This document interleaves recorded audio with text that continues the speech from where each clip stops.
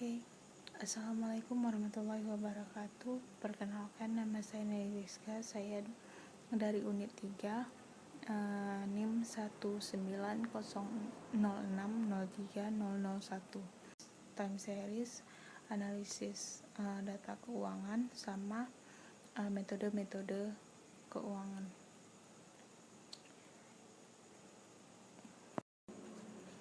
Nah, yang pertama saya akan menjelaskan analisis time series.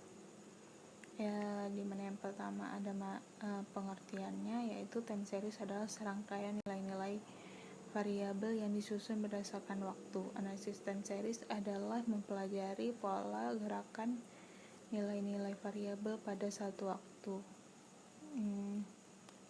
interval. Analisis time series itu adalah proses atau himpunan observasi yang dilakukan secara terurut, bisa dalam satu minggu, satu bulan, atau tahun.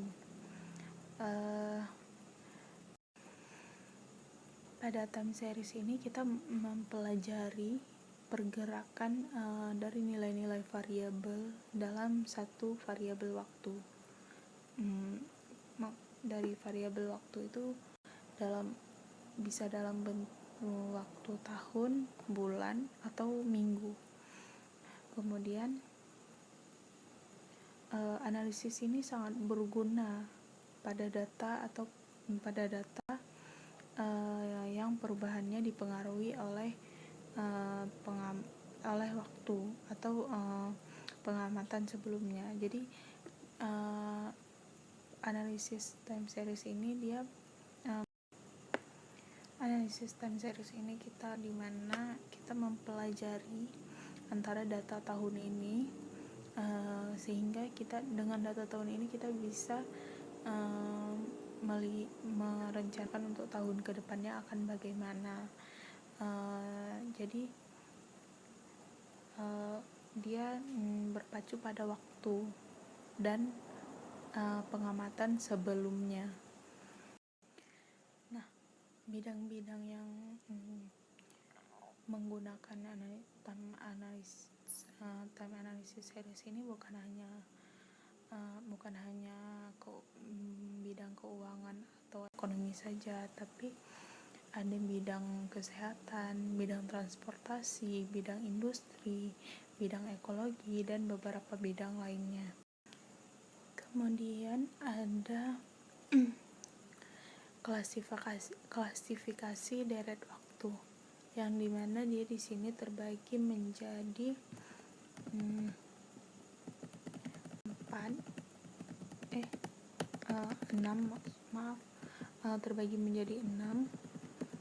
Yang pertama itu ada domain waktu dan domain frekuensi, yang dimana di sini dia terbagi menjadi 2, analisis deret waktu domain dan analisis waktu dalam frekuensi.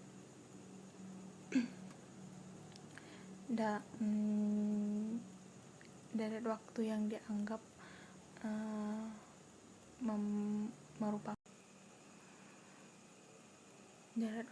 dianggap merupakan proses yang berjalan seiringnya waktu, itu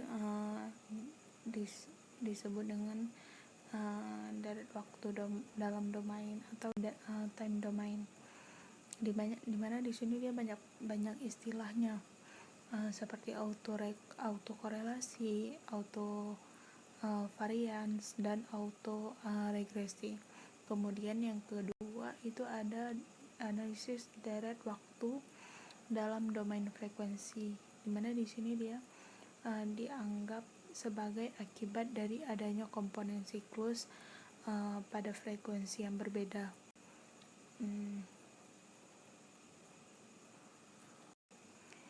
Kemudian yang ada deret waktu kontinu dan diskret, yang dimana dia deret waktu yang dicatat secara kontinu itu disebut dengan deret waktu kontinu. Sedangkan sebaliknya, misalnya yang dicatat pada selang waktu tertentu, misalnya per jam, itu disebut dengan waktu deret waktu diskret, yang dimana dibedakan menjadi dua, yaitu selang ruang sama dan selang ruang yang tidak sama. Kemudian ada deret waktu univariat dan multivariat. Nah, deret waktu yang dicatat secara tunggal pada titik waktu disebut itu deret variat, univariat. Sedangkan deret waktu yang diperoleh dengan mencatat secara simultan itu atau lebih dua atau lebih fenomena itu disebut dengan multivariat. Deret waktu stasioner dan non stasioner, dimana dia kalau stasioner itu fenomena acak yang dianggap sebagai relasi dari suatu stokastik atau struktur invarian.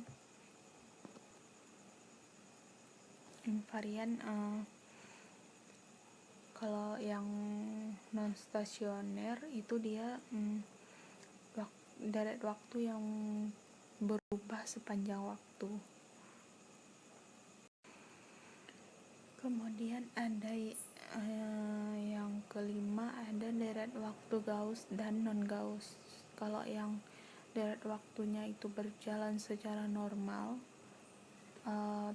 berdistribusi dengan normal, dia itu disebut dengan deret waktu Gauss. Sedangkan sebaliknya, jika dia tidak normal, maka dia disebut dengan deret waktu non Gauss. Yang terakhir ada deret waktu linear dan non linear. Deret waktu yang dinyatakan luaran suatu model linear disebut dengan deret waktu linear. Kemudian yang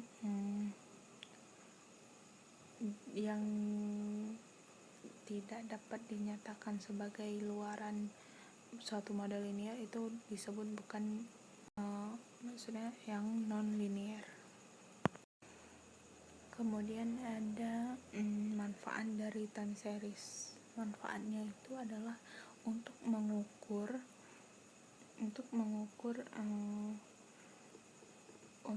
memperoleh ukuran-ukuran yang sehingga ukuran tersebut bisa digunakan untuk mengambil keputusan di masa yang akan datang. Contohnya, jadi dengan adanya analisis time series ini kita dapat mengetahui, dapat menganalisis, dapat menggambarkan apa yang kira-kira dapat kita bangun atau bagaimana keadaan di masa yang akan datang. Kemudian ada metode-metode time series itu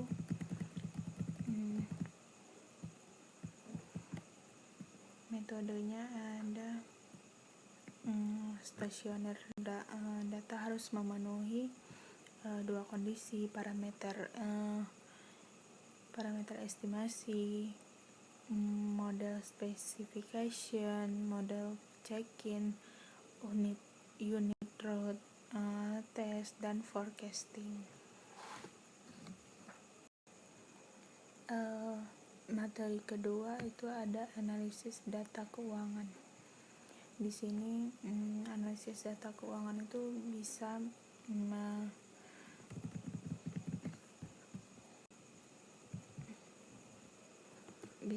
mencerminkan 4 macam, yang dimana itu ada tren, musiman, siklus, dan fluktuasi tidak beraturan. Yang pertama itu ada tren. dimana dia perubahan jangka panjang baik naik maupun turun. Jadi dia ini perubahan yang terjadi saat jangka panjang. Contohnya misalnya tren sekarang apa, itu enggak selamanya itu, nanti mungkin. Nah, tren ini dia perubahan yang terjadi pada jangka panjang.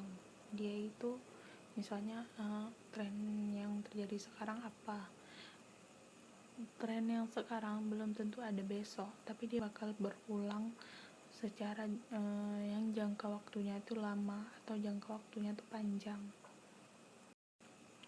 Kemudian yang musiman. Kalau musiman ini dia dipengaruhi oleh faktor musiman, misalnya bulanan, harian, atau tahunan. Kemudian ada siklus. Nah, kalau siklus ini dia memiliki panjang yang bervariasi, bermagnitudo yang bervariasi. Dia beda dengan musiman. Kalau musiman dia cenderung konstan dan terjadi berulang pada periode yang teratur. Yang terakhir itu ada fluktuasi yang tidak beraturan. Nah, setelah